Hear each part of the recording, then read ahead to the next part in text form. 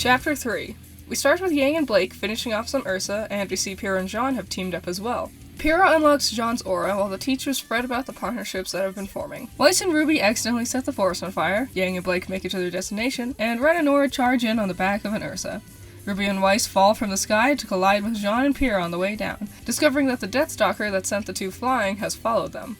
RWBY tries to fend it off on her own, doesn't do too hot, and Weiss freezes the Grim in place, agreeing to be a better partner with RWBY. Why did we jump over Yang and Blake pairing up? It's just so sudden, having the two already together without establishing their partnering. Oh, so now we get an explanation for Jean being on the tree? I see how it is. I know it's really minor, but I like how Jean gets his scratch during the fall, rather than Pyrrha just accidentally smacking him in the face. It just flows a lot better. Another minor thing, but I like Manga Jean's confusion about aura a lot better than the show. Why didn't you activate your aura? Huh? Your aura. Gesundheit. Jean. Speaking of, you don't seem to be emitting any aura. Where's this coming from?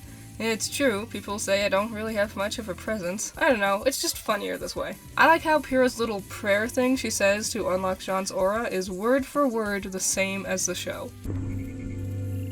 For it is in passing that we achieve immortality. Through this, we become a paragon of virtue and glory to rise above all. Infinite in distance and unbound by death, I release your soul, and by my shoulder protect thee. I always felt this scene was pretty powerful, and keeping the dialogue the same here makes it feel like these words are actually important.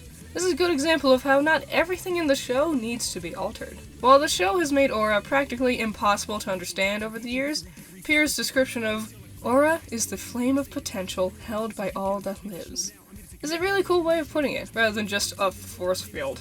Jeez Louise, Yang, holy crap, she's a beast! Okay, so I guess the forest is on fire now. Last time I saw Weiss and RWBY, they were teaming up to fight the bear wolves. How did it suddenly turn into Smokey the Bear's nightmare? Seriously, what is wrong with this manga and setting things up?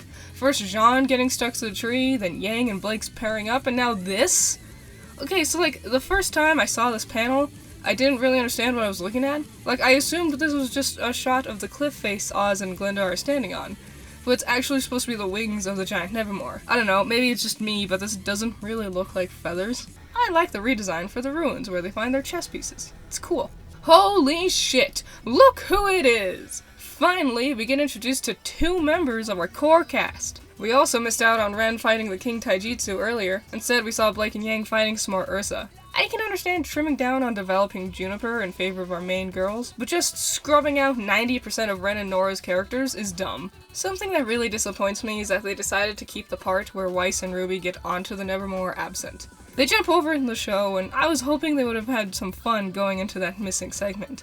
But no. I didn't like how they did in the show, and I don't like how they do it here either. Oh, and Jean is in the air now too? If I didn't watch the show first, these last 10 pages of the manga would have been so confusing. Why is the forest on fire? What are those wings? Why is RWBY and Weiss in the sky? Now Jean is in the sky? Why don't you just set up something first? In the midst of this rant, I would like to point out how amazing these faces are. Yeah, they explain what happens, but this is a visual medium. Why not just show us? I think this is my favorite panel in the whole series. I like Weiss confirming their partnership over her half-hearted apology from the show. But I missed RWBY's half of their conversation, and it's missing here. Weiss accuses her of trying to show off, but her reasons of "I just wanted you to like me" is a really strong insight into RWBY's character. RWBY in the show is trying to make friends in the beginning, and her admitting to Weiss how much she just wants the two to actually start a friendship was a good conclusion to that arc. But that wasn't really in the manga at all. She hasn't cared about befriending Weiss or anyone, seeing as how we jumped over her and Jean becoming friends. RWBY hasn't really had any goals during orientation, and that's a shame. Even though the dialogue is a lot stronger, and the character interactions are better, we've lost their struggles and development for these early episodes. And that's the end of this chapter. I think it's pretty clear what my opinions are on this one. It's so disappointing how much they decided to just jump over with this episode. The characters don't really do or say anything any better than the show had. I don't know, it's just really not that great. Yeah, there's some really nice artwork this time around, but the story itself has just taken a huge blow. From major things like the girls setting the forest on fire and Jean and Pyrrha's encounter with the Deathstalker, to smaller things like when we see Ren and Nora arrive on scene, we don't see them and they don't say anything else ever again.